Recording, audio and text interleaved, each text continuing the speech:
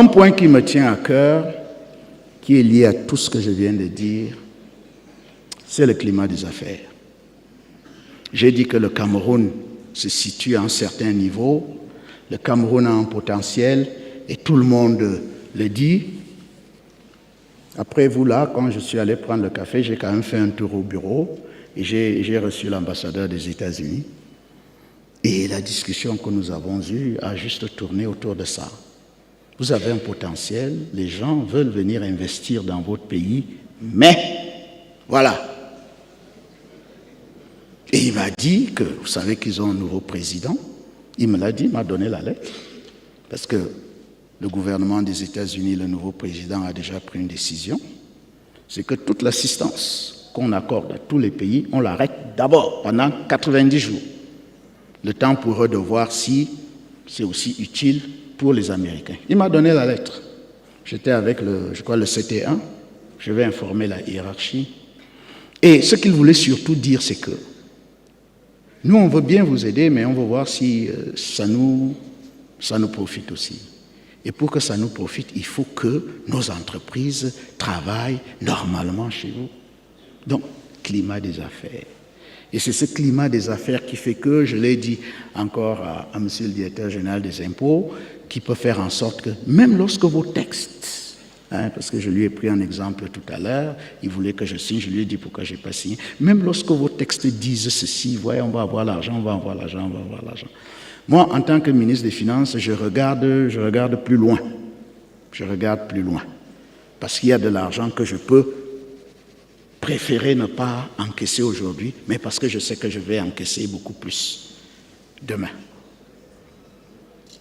Je le dis, Madame le DG de la SRC est là, je peux dire également la même chose. Elle sait que nous avons des cas un peu particuliers. C'est une grande technicienne, mais j'attends de mes collaborateurs qu'ils aillent souvent au-delà de la technique.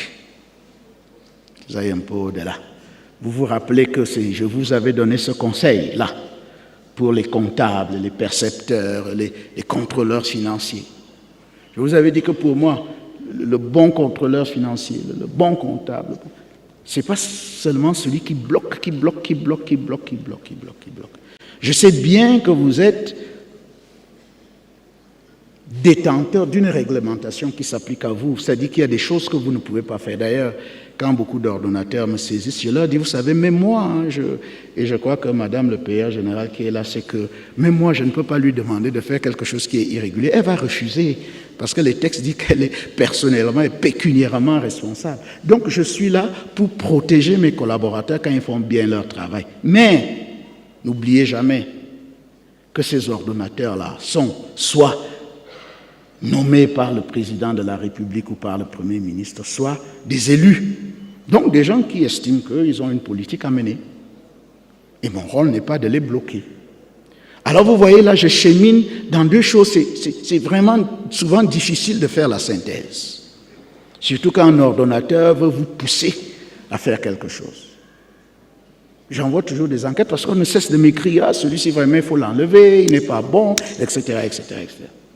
J'envoie toujours mes gens faire une enquête. Mais si on me dit que la loi appliquée, moi je protège mes collaborateurs, je suis aussi là pour protéger mes collaborateurs. Mais pour moi, le bon collaborateur, le collaborateur compétent et intelligent, comme je vous ai dit, c'est celui qui se transforme en conseiller de l'ordonnateur.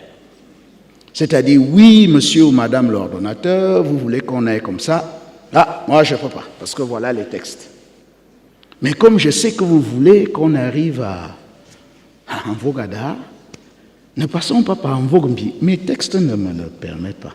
Ne passons par Nkolndongo, par exemple.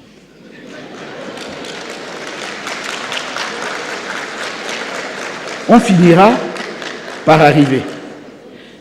Quand je vous dis ça, n'allez pas dire que je vous ai dit de faire du faux. Je vous dis d'être intelligent. C'est-à-dire, essayez d'aider ces gens.